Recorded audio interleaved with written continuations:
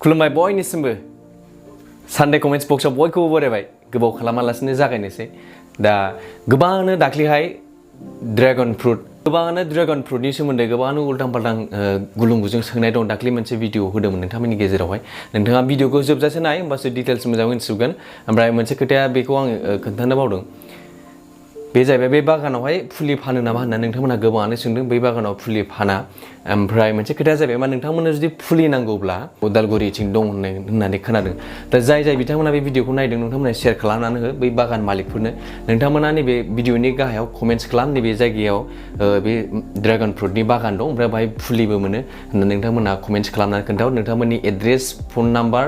ओमफ्राय नोंथांमोननि नामखौ कमेन्ट्स खालामनानै खोन्थाबानो जाबाय आरो जाय बिथांमोननो माखासे गोबां बिथांमोना दाख्लैनि ड्रेगन फ्रुटनि बागाननि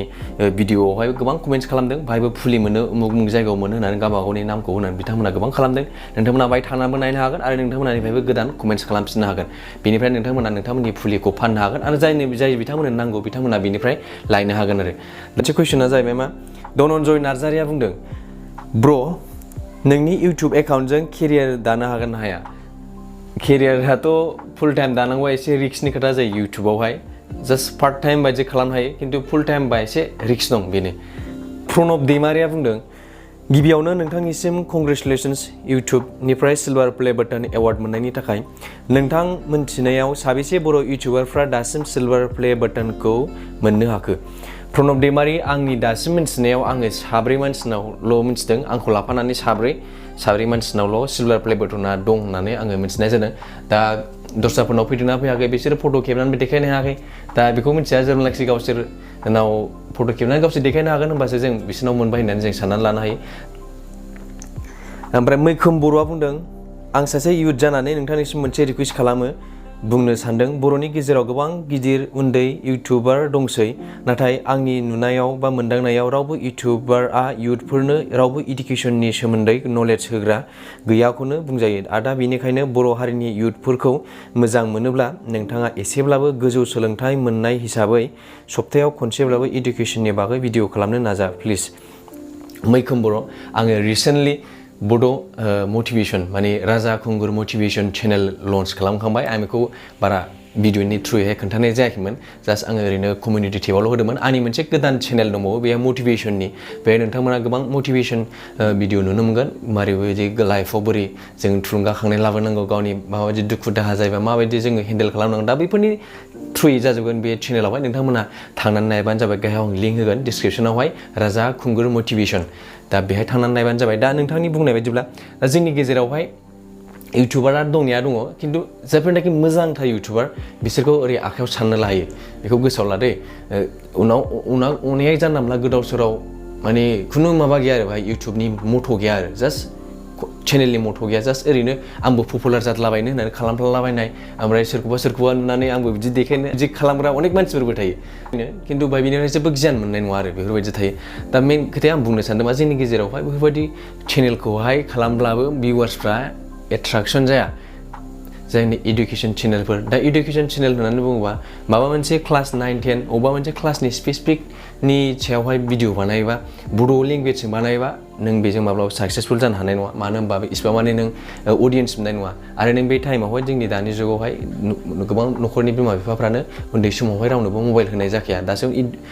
अनलाइन क्लास लानांगौ होननानै बायदिसिना हेनटेन माहाजोन न'खरनि मानसिफ्राथ' मबाइल होनो हाबाय जेन'बा उन्दैफोरनो रावबो मबाइल होखाया दा बे हिसाबै नों उन्दैफोरनि थाखाय बबेबा मोनसे स्पेसिफिक क्लासनि थाखाय माने इडुकेसननि चेनेल बानायोबा बियो ग्र' जानो हाया जोंनि बर' रावजों हिन्दी इंलिसजोंबा नों ग्र' जानायनि चान्स थायो आरो मोनसे खोथाया जाहैबाय मा इडुकेसन जोंनि बर'फोरनि अडियेन्सफोरा बांसिनानो मोजां माबा मोनसे मटिभेसननि सायाव खोथा रायलायोब्ला माबा मोनसे इडुकेसननि सायावहाय माबा मोनसे मोजां टेक्न'लजिनि सायावहाय लानानै बाथ्रा रायलायोबा स्पकेननि इंलिसनि सायाव भिडिअ बानायोबा एट्राक्ट जाया जोंनि बर' मानसिफ्रा जास्ट माखासे माने बबेबा हिन्जाव खारनाय हिन्जाव दोनखारलांनाय ओमफ्राय अबेबा माबा जइन जाबायनो ओमफ्राय ओरै ओंखारलांबायनो माने बैफोरावल' इन्टारेस्ट आरो ओमफ्राय नों जायनाखि मोजां चेनेल बेफोरावहाय एट्राक्ट जाया गोबां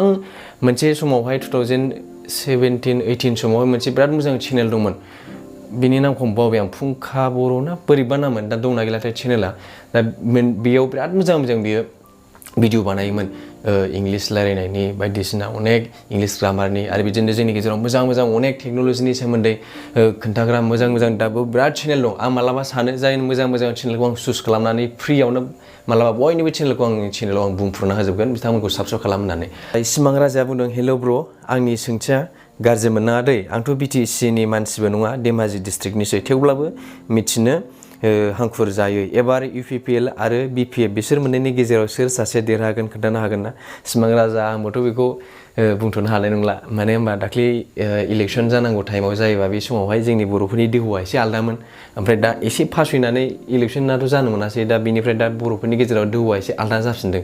ओमफ्राय दा माला इलेक्सन खुंनो मोनगोन जोंथ' मिथिनो हाया दा इलेक्सन खाथिथार जायो होनबा जों एसे गेस खालामनो हायो थाल लानो हायो आरो सोर देरहागोन बायदि दा बे समावहाय बुंनांगौआ जोबोर गोब्राबनि बाथ्रा आरो इलेक्सन राजनितिकआव ओरैबायदि धोरोमखौ जोङो सानसेनो सोलायनो हाया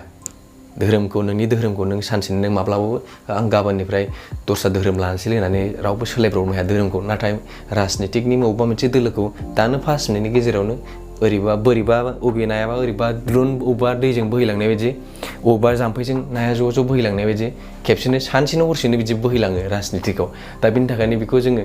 गोबाव डाइरेक्ट डिसिसन लानो हाया खाथिथार जायोबा एसे हमनो हायो आरो दा बेखौ आं जेबो बुंथ'नो हानाय नङा सिमां राजा जेब्लानाखि बोथोर सफैगोन अब्लानाखि नोंथांमोना मिथिखागोन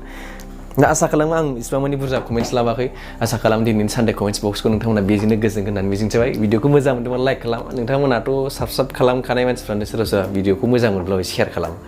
शेयार खालामनानै होदो एसे फेसबुकफ्राव वाट्सएपआव गोजोन्थों बयनिसिमबो खुलुमबाय